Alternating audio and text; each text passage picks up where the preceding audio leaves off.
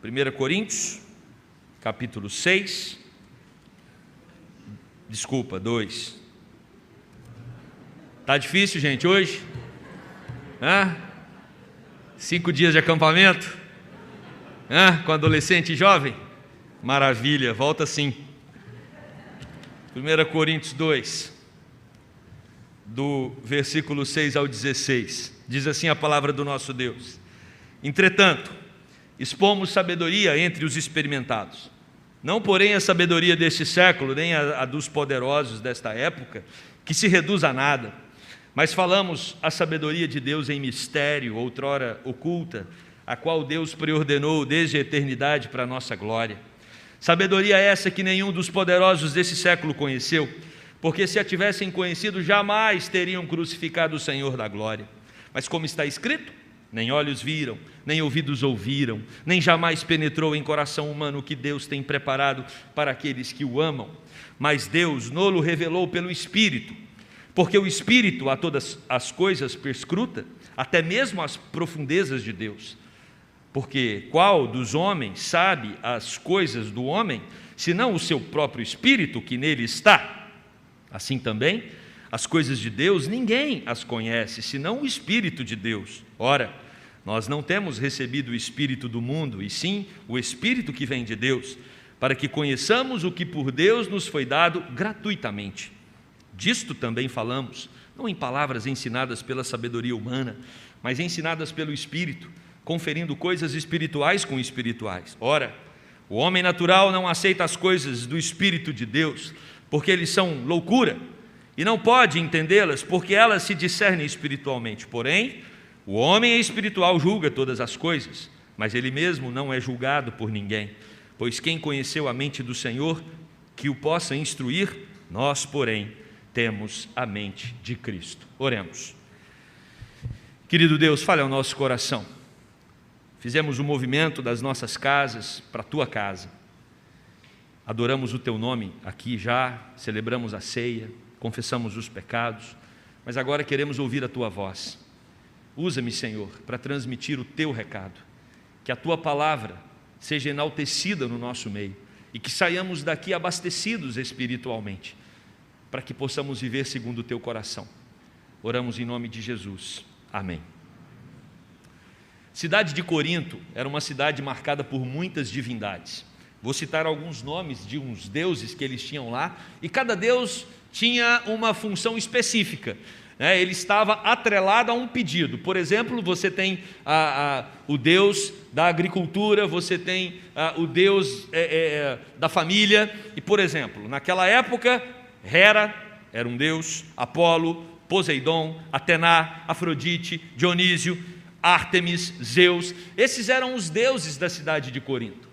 Agora, é curioso entendermos que alguns deuses estavam vinculados à celebração de mistérios. Toda religião tem um mistério. Toda religião, ela vai ter algo a mais que vai além do raciocínio humano, algo que vai exigir a crença num mistério. E ali você tem uma série de deuses na cidade de Corinto que instigava o povo a buscá-los para que tivessem acesso ao mistério. Por exemplo, você tem um deus ali naquela cidade que se chamava Asclépio, né? Outro, o próprio Dionísio, 2 deusas que eram Deméter e Coré. Esses 4 deuses, eles estavam atrelados a essa celebração ao mistério. E sabe o que é curioso? A deusa Deméter, por exemplo, ela oferecia uma vida melhor no pós-morte. Sempre que nós observamos a questão do mistério aqui nas religiões de Corinto, religiões pagãs, nós vamos perceber que 2 ingredientes eram oferecidos para a população daquela cidade. O primeiro era a esperança de uma vida pós-morte, como Deméter oferecia, e o segundo elemento era uma relação pessoal com a divindade.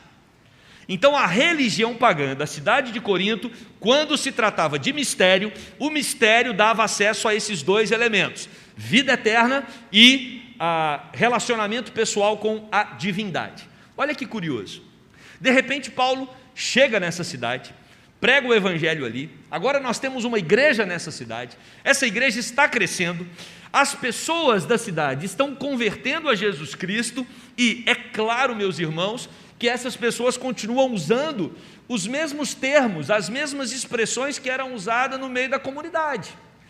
E o que é curioso, importante, e nós devemos tirar lição disso, é que quando vamos falar do evangelho, nós precisamos ter uma noção básica dos conteúdos que a nossa sociedade, que a nossa geração está utilizando nas suas conversas. Nós precisamos acreditar e entender principalmente que a linguagem que nós estamos transmitindo é uma linguagem que o outro está entendendo, porque você sabe que nós, como crentes que somos, podemos criar um vocabulário que o mundo não vai entender absolutamente. Me lembro quando na PUC, conversando com algumas pessoas ali, e eu tinha um amigo em comum com um outro colega lá, e esse amigo era aqui da igreja, e esse colega, o outro, perguntou: da onde você conhece aquele fulano? Eu falei: ele é minha ovelha. Aí o cara olhou assim e falou: foi ovelha. Aí eu acho que a comunicação não está fluindo. Que ovelha? O que é isso? Eu falei: não, eu sou pastor. Ele frequenta a igreja onde eu sou o pastor. Sim, chama ovelha isso? Irmãos, uma ineficácia. Esse é um exemplo de ineficácia na comunicação. Às vezes nós estamos falando alguma coisa achando que o outro está entendendo e o outro está perdidinho. Por isso, apóstolo Paulo, e ele faz isso muito bem em várias situações, e aqui em Corinto, quando ele utiliza a palavra mistério, ele é propositivo. Paulo sabe o que aquela cidade pensa sobre mistério. Paulo sabe o que os deuses daquela cidade falavam sobre mistério e prometiam, quando eles anunciavam que o acesso ao mistério levaria as pessoas a vida pós-morte, relacionamento pessoal com a divindade. Eu pergunto para vocês: o mistério o qual Paulo prega oferece o quê? Vida eterna, relacionamento pessoal com o Deus Todo-Poderoso. Então Paulo faz questão de utilizar esse termo na carta de 1 Corinto, porque ele quer dizer para aquela cidade que esse mistério, que muitas vezes é usado nas religiões pagãs e na verdade não consegue entregar o que promete, o único caminho que consegue entregar esse acesso à vida eterna e a um relacionamento pessoal com Deus é Cristo. E aí Paulo então vai falar nesse texto aqui a respeito do mistério revelado, o mistério que foi proclamado naquele primeiro século em várias cidades, inclusive em Corinto. Que mistério é esse? Vamos ter acesso a esse mistério, e aí nós precisamos então observar o primeiro ponto, que é a fonte do mistério. A fonte do mistério, versículo 6 vai dizer: entretanto, nós expomos uma sabedoria para experimentados. Experimentados aqui é para todos aqueles que creem em Jesus. Não existe na teologia de Paulo uma categoria de um crente superior a outro, não. Todos que creem em Jesus estão no mesmo patamar, devem sim buscar a maturidade, desenvolver a salvação, mas Paulo não ousaria dizer que um era mais maduro que outro.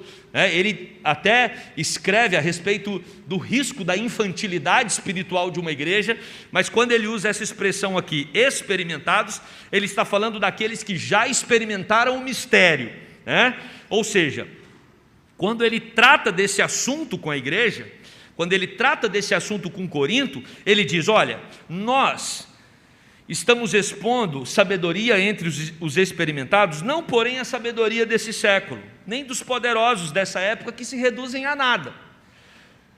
Esse texto tem muito a ver com os nossos dias, porque o que o apóstolo Paulo está querendo dizer é que a todo momento nós estamos recebendo uma enxurrada de informações, não nos faltam informações.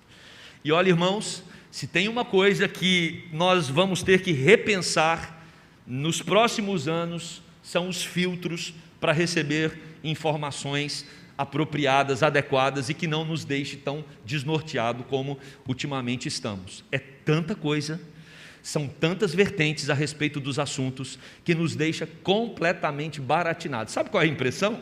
A impressão é que quanto mais você se informa, mais você se desinforma, porque aí você colide as várias linhas de informações e você fala: para qual caminho eu vou aqui? Para qual caminho eu vou? E nós então nos sentimos afligidos diante de tantas notícias. E é claro que no meio de tudo isso, você vai ter também pessoas oferecendo propostas de uma vida melhor para você. Você tem um receituário aí de pessoas ou de personalidades publicando, falando, insistindo a respeito de propostas de vida que vão melhorar a sua caminhada, a sua jornada. O que Paulo está enfatizando aqui, meus irmãos, é que a sabedoria deste século, quando ele trata do século dele, ele está falando sobre o hedonismo, pessoas que querem prazer a qualquer custo. Ele está falando sobre o dualismo platônico, pessoas que desassociavam o corpo da alma. Com o corpo eles podiam pecar à vontade, desde que a alma fosse evoluída. Era uma filosofia fundamentada no platonismo e que estava entrando na igreja e que estava trazendo problemas até para a igreja cristã no primeiro século. E hoje a gente percebe também muitos ensinamentos desse século que podem sorrateiramente entrar no nosso repertório de crença, de valores, de pensamento. Por exemplo, nós temos o relativismo. Relativismo é uma doutrina insistente na academia, insistente nas conversas interpessoais, que vai dizer que cada um tem a sua própria verdade, a sua própria interpretação. É interessante, né? O relativismo diz que não existe absoluto. Não é isso? Pergunta: a frase não existe absoluto, ela é relativa ou absoluta? Implodiu a teoria. Mas está aí. Não. Você crê no que você quiser, eu vou crer no que eu quiser e cada um segue feliz. E aí, com esse relativismo explorado, você acaba tendo uma nova onda, que é a pós-verdade. As pessoas não estão mais preocupadas com a verdade. As pessoas se apaixonam por uma causa. Presta atenção se não é esse movimento. Elas se apaixonam por uma causa. E agora elas vão dar a vida para defender essa causa, ou esse personagem, ou esse político, ou esse pensamento, e elas se matam por uma causa. E é curioso, irmãos, não é muito difícil você fazer esse exercício. Preste atenção, independente da linha, os argumentos são os mesmos, a estrutura é a mesma. Sabe aquela história, eu vou contar para você o quanto fulana fala mal de ciclano. É mais ou menos isso. Eu vou te contar o quanto fulana fala mal de ciclano, mas você está falando mal da fulana. A guerra de narrativas, ela gira nessa esfera. É um falando mal do outro naquilo que ele mesmo pratica. E se nós cairmos nesse jogo como igreja, nós vamos nos adoecer. Por isso que o apóstolo Paulo vai falar aqui que a nossa fonte não é a sabedoria desse século. A nossa fonte não é nenhuma linha política. Por isso que ele vai dizer dos poderosos. Roma não ditava para a igreja o que a igreja deveria pensar. A cultura grega não ditava para a igreja o que a igreja deveria pensar. Nem o intelectualismo grego deveria ditar para a igreja qual era o pensamento dela. Porque tudo isso, como diz o apóstolo Paulo, se reduz a nada. Quantas teorias, meus irmãos, foram predominantes em décadas passadas e hoje não valem absolutamente nada. As de hoje, que muitas vezes nós supervalorizamos, amanhã vão ficar ultrapassadas. A palavra de Deus não, ela é eterna, ela transcende o tempo, ela transcende as eras. E é disso que Paulo está falando. A nossa fonte não é a sabedoria desse século e a nossa fonte não é, ou não provém dos poderosos. Os valores de Deus, que são eternos, devem ser o alvo de todo cristão amadurecido. Versículo 7 vai nos orientar nesta direção. A sabedoria divina, ela desce dos céus, e aí a gente precisa entender um pouco sobre isso.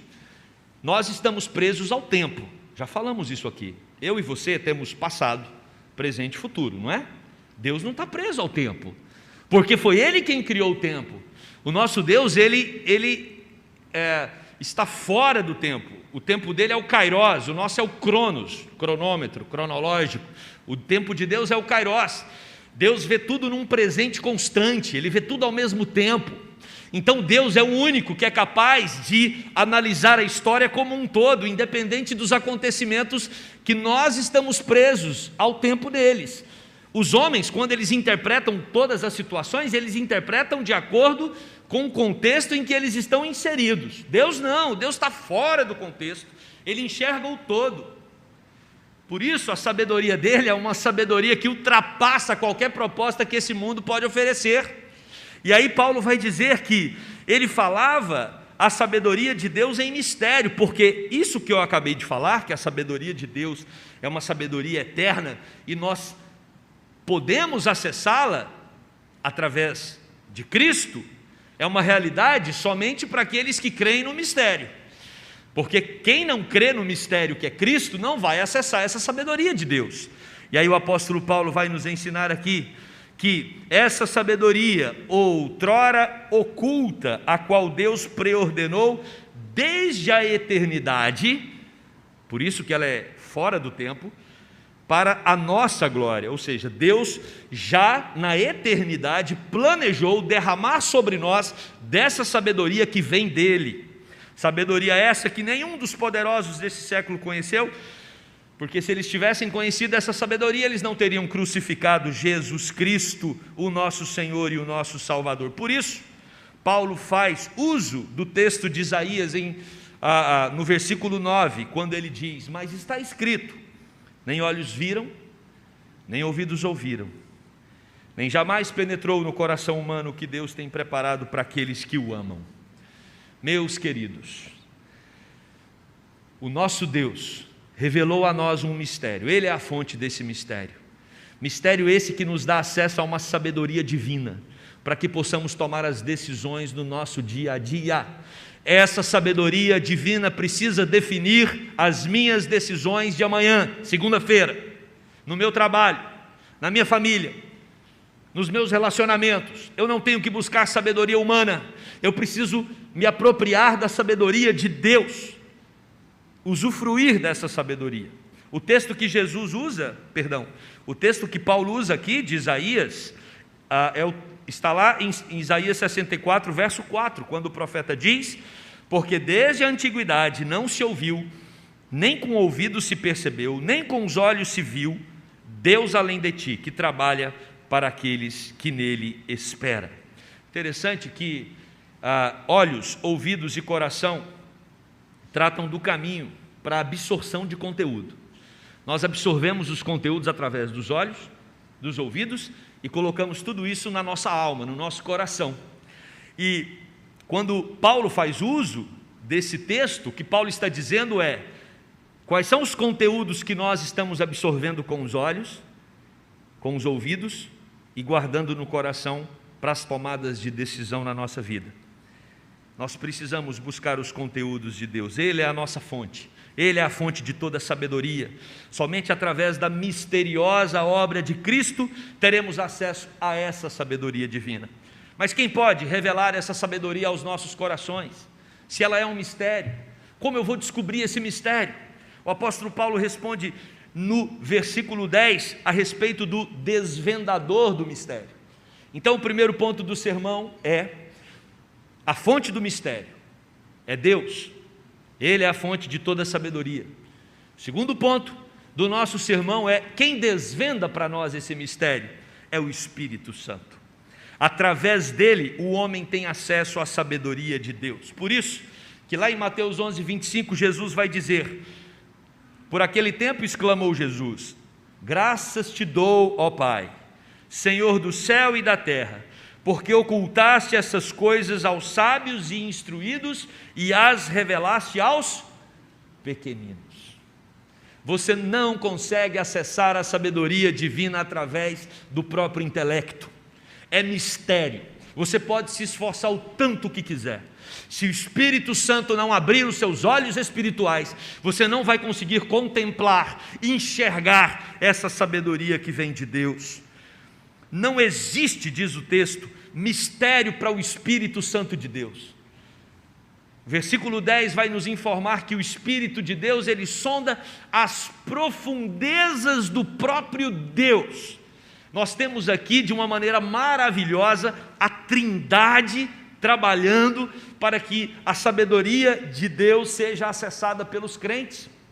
Ninguém conhece mais a Deus do que o próprio Espírito de Deus. Aí no verso 11, o apóstolo Paulo vai até fazer uma analogia, dizendo que ninguém conhece mais a sua alma do que você mesmo. Da mesma forma, o Espírito de Deus conhece a Deus mais do que qualquer outro e sonda as profundezas de Deus. Lá em Coríntios, capítulo 13, 1 Coríntios, quando Paulo fala sobre a importância do amor nos relacionamentos, ele vai dizer: ainda que eu conheça toda a ciência e todos os mistérios. Ninguém é capaz de conhecer todos os mistérios, exceto o Espírito de Deus, que sonda as profundezas de Deus. Tudo está descoberto diante do Senhor. Às vezes a gente tenta fazer um jogo de aparências. Infelizmente isso entra na igreja. Nós temos dificuldade de apresentar as nossas mazelas uns para os outros.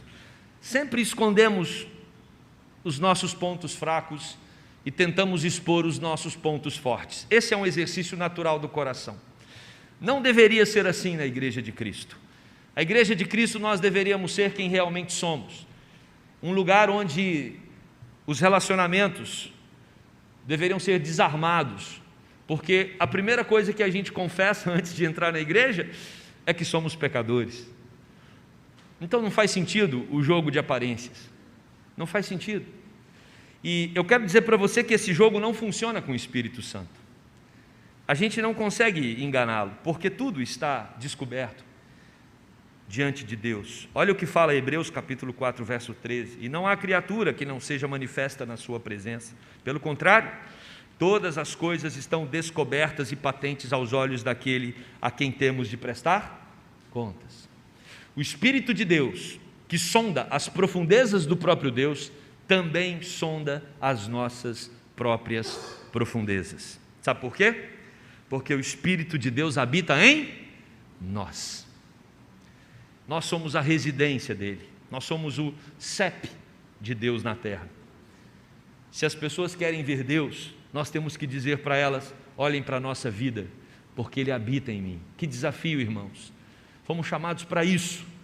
Nós somos templo do Espírito Santo. É isso que a palavra de Deus vai nos ensinar, e esse é o nosso terceiro e último ponto.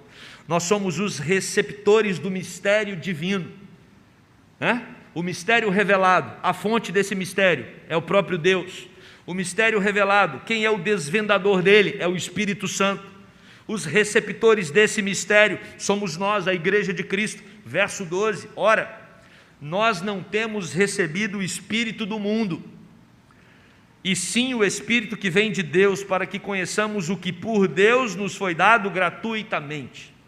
Esse mistério não é um mistério que você precisa de códigos para chegar até ele. Esse mistério não é um mistério que você precisa decifrá-lo. Esse mistério é revelado abertamente ao mundo. Jesus Cristo morreu numa cruz, ressuscitou e dá a vida eterna para todo aquele que crê no seu nome.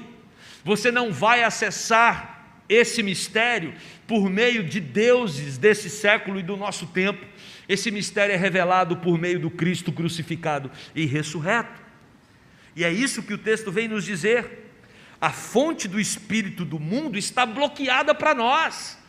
Nós não podemos cair nesse jogo de narrativas. Nós somos chamados para ter discernimento, como veremos daqui a pouco no texto. Porque a sabedoria desse mundo, ela atrai o juízo de Deus. Aprendemos isso com o dilúvio, aprendemos isso com Babel, com Sodoma, com Gomorra e até com o povo de Israel quando deu as costas para o Senhor. O Espírito de Deus é que é a nossa fonte, e é Ele quem revela Cristo, o mistério divino.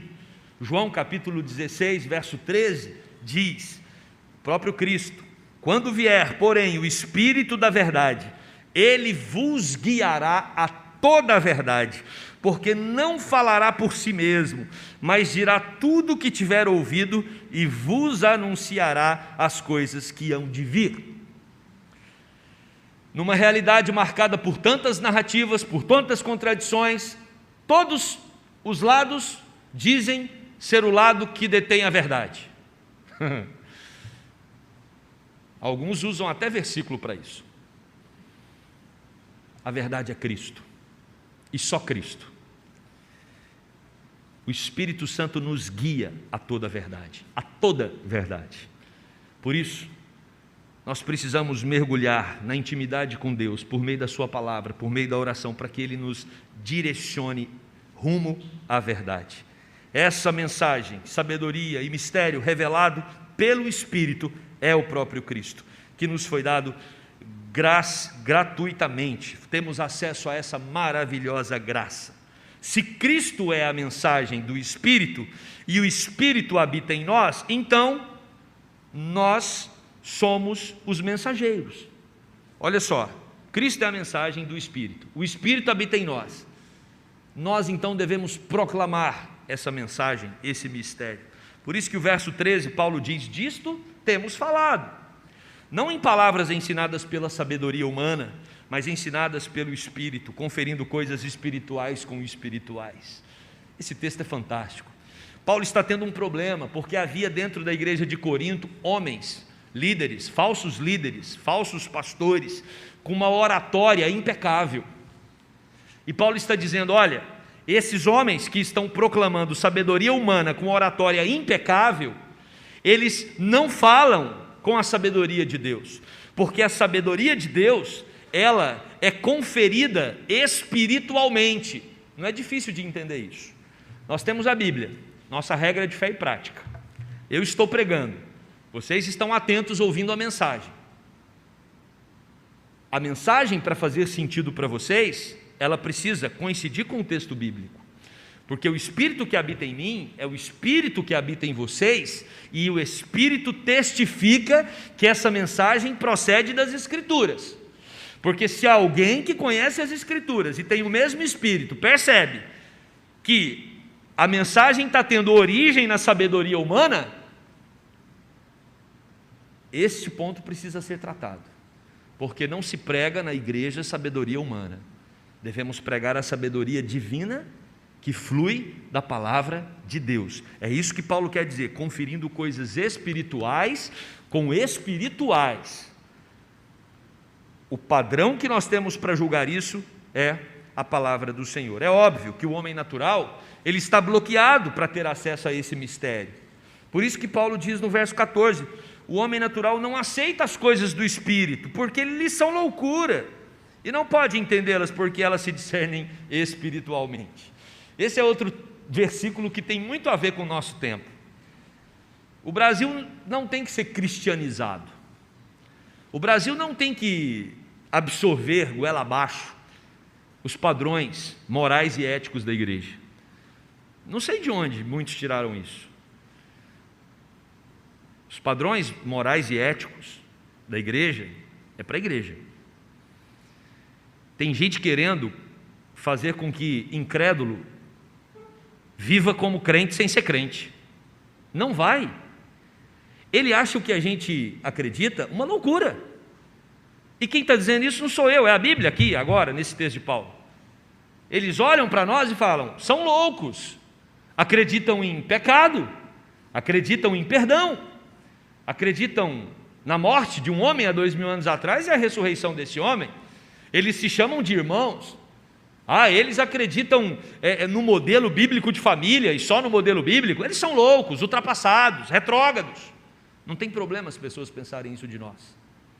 O problema é quando nós começamos a nos sentir atraídos por aquilo que eles estão falando. E era isso que Paulo estava enfrentando na igreja de Corinto. A igreja estava começando a ceder às propostas que eram fundamentadas na sabedoria humana.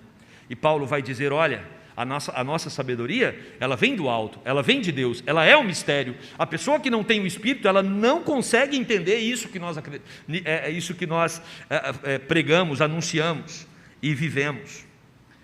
O homem natural não tem que aceitar as coisas do Espírito. Se nós queremos uma nação diferente, essa nação só vai passar por esse processo de transformação o dia que ela reconhecer que Jesus Cristo é o Senhor. Não é pela mudança de comportamento, não é por um processo de catequização à força, é por um processo de transformação que não vem de nós, vem do próprio Deus. Por isso, Fique menos tenso com aquela pessoa do seu convívio que não compreende o que você acredita e a fé que você professa. Na cabeça dela não faz sentido. Não a obrigue a entender, porque ela não tem obrigação nenhuma. Deixe ela ser quem ela é, acreditar no que ela quer acreditar, porque o pacote dela é a sabedoria do mundo, é a sabedoria desse século, é a sabedoria aí propagada pelos poderosos. Os salvos em Cristo que acessaram o mistério, esses sim, devem viver de acordo com a palavra de Deus. Porém, que somos nós, diz o versículo 15, o homem espiritual julga todas as coisas, mas ele mesmo não é julgado por ninguém. Ou seja, nós, como aqueles que tiveram acesso a Jesus Cristo, ao mistério e à sabedoria de Deus, nós fazemos os julgamentos à luz da palavra. Então nós sim usamos a Bíblia como critério para julgamento, tanto interno quanto nas nossas relações. O homem que está fora desse convívio espiritual, ele não é julgado, ele não consegue julgar, porque ele não tem as Escrituras nem o Espírito. É preciso, diz a Bíblia, testar os espíritos, e nós temos discernimento para isso. Diz 1 João capítulo 4, verso 1, amados, não deis crédito a qualquer espírito, antes provai os espíritos se procedem de Deus, porque muitos falsos profetas têm saído pelo mundo fora. O crente recebe discernimento divino para julgar todas as coisas. O que comer, o que não comer, o quanto comer. O que beber, o que não beber, o quanto beber. Como se relacionar com toda a estrutura familiar. Como se relacionar no trabalho. Como viver na sociedade em todos os ambientes. Nós temos a palavra de Deus para nos guiar nisso. O mundo não tem, e não tem como cobrar, porque eles não têm acesso ao Espírito revelador. Por último, versículo 16. Quem conheceu a mente do Senhor, que o possa instruir? Paulo diz, olha, ninguém tem acesso à mente do Senhor, ninguém é capaz de desvendar ou perscrutar a profundidade da mente de Cristo. Por outro lado, diz Paulo, nós, porém, temos acesso a essa mente, não para compreendê-la totalmente, mas nós temos acesso, porque nós somos o corpo ligado ao cabeça. O que Paulo quer dizer com esse versículo? Ninguém pode instruir o Senhor, nós, porém, temos a mente de Cristo para nos instruir. Ninguém instrui a Cristo, mas é Cristo, como cabeça da igreja, que nos instrui. A mente do cristão precisa estar em harmonia com a mente de Cristo, o mistério de Deus revelado. Meus irmãos, nós somos o corpo, Ele é o cabeça. Ele diz para nós o que é sabedoria de verdade. Ele diz, Ele ensina, Ele mostra nas Escrituras como nós devemos proceder, e nós temos que acreditar que a sabedoria divina, ela extrapola em muito a tudo o que esse mundo tem para nos oferecer em termos de conhecimento, em termos de sabedoria para a vida. E aí eu quero concluir, voltando lá na igreja de Corinto. Era uma cidade acostumada com o termo mistério, e ela entendia que o mistério produzia, como nós já falamos, esperança para a vida eterna e acesso pessoal à divindade. E o que Paulo nos ensina é que o verdadeiro mistério foi revelado. A fonte desse mistério é Deus. O desvendador desse mistério é o Espírito Santo. E os receptores desse mistério são todos aqueles que creem no nome de Jesus Cristo. E sim, diferente das religiões em Corinto, dos falsos deuses daquela cidade, o nosso Deus se encarnou, se tornou gente, pisou nessa terra. Paulo não está falando de um estranho, Paulo não está falando também de uma figura divina, distante, abstrata. Paulo está falando daquilo que João diz no capítulo 1, verso 1 do Evangelho: o verbo se fez carne, se tornou palpável, habitou entre nós, cheio de graça e de verdade, e vimos a sua glória como a do unigênito do Pai. Esse Deus encarnado, Ele é o mistério revelado, Jesus Cristo, que morreu e ao terceiro dia ressuscitou. Somente Ele é capaz de garantir vida eterna, somente Ele é capaz de tornar o seu relacionamento pessoal com o Deus verdadeiro, grande e poderoso.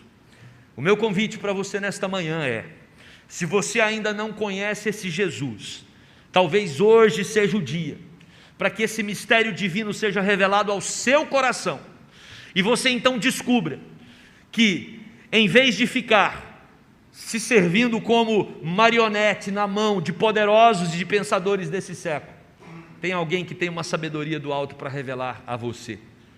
Tem alguém que tem um mistério para revelar a você, que dá acesso à vida eterna e que dá acesso à presença de Deus. E para você que já tem Jesus, talvez essa semana seja uma semana importante para que você investigue o seu coração e veja se você não está se tornando uma pessoa tóxica com os ensinamentos e com as filosofias e as sabedorias desse mundo. Talvez você esteja se apegando demais a essa polarização, a essa tensão, a essa briga que está acontecendo nesse momento, com tantas vertentes, com tantos posicionamentos contraditórios. Afasta de tudo isso, afasta de tudo isso. Volte-se para a palavra, encha o seu coração das sagradas escrituras, porque você é um cidadão da eternidade. Você planta aqui, mas não é para colher aqui, é para colher lá.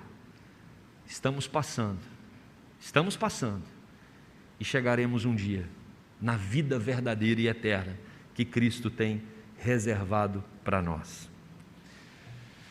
Quero terminar com uma frase, não me lembro qual autor que disse, mas é uma frase que tem muito a ver com o que nós acabamos de falar. A vida aqui está passando. Para você que não crê na eternidade, você não crê em nada do que eu falei, você não acessou o mistério, aproveite a vida aqui, aproveite, porque o que vem depois é o inferno. Para você que já acessou o mistério, o seu inferno é aqui, o que vem depois é a vida plena em Jesus Cristo. E que esse mistério seja revelado aos corações que ainda não o acessaram, e que nós que já acessamos possamos viver focados nessa vida eterna que está guardada para todos nós. Amém? Vamos orar. Querido Deus, aqui estamos nós, vivendo nesse mundo, nesse tempo, absorvendo os conteúdos que estão nas mídias sociais, na TV, no rádio. Não tem como bloquearmos, ainda mais numa época com tantos canais de informação. Tem tanta gente querendo dizer o que devemos fazer, como devemos pensar. Mas Deus, não deixe o nosso coração se apegar a isso.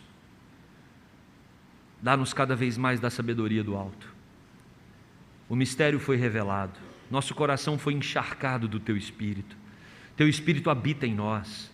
Oh Deus, não permita que toda esta era marcada por uma toxicidade, uma intoxicação de informação, apague o Espírito no nosso coração. Que a Tua luz, que o Teu poder, que o Evangelho do Senhor, a cada dia mais e com mais intensidade, direcione os nossos passos, que possamos dar respostas para a vida que se originam na Tua palavra, direcionados pelo Teu Espírito que habita em nós. Queremos ter a mente de Cristo, viver como Cristo, agir como Cristo, responder às questões da vida conforme Cristo respondeu, e não somos capazes de fazer isso sozinhos, Deus. Precisamos do Teu Espírito Santo. Ó Espírito de Deus, auxilia-nos neste processo. Fazemos essa oração no nome daquele que é o mistério revelado, Jesus Cristo, o nosso Senhor e Salvador. Amém.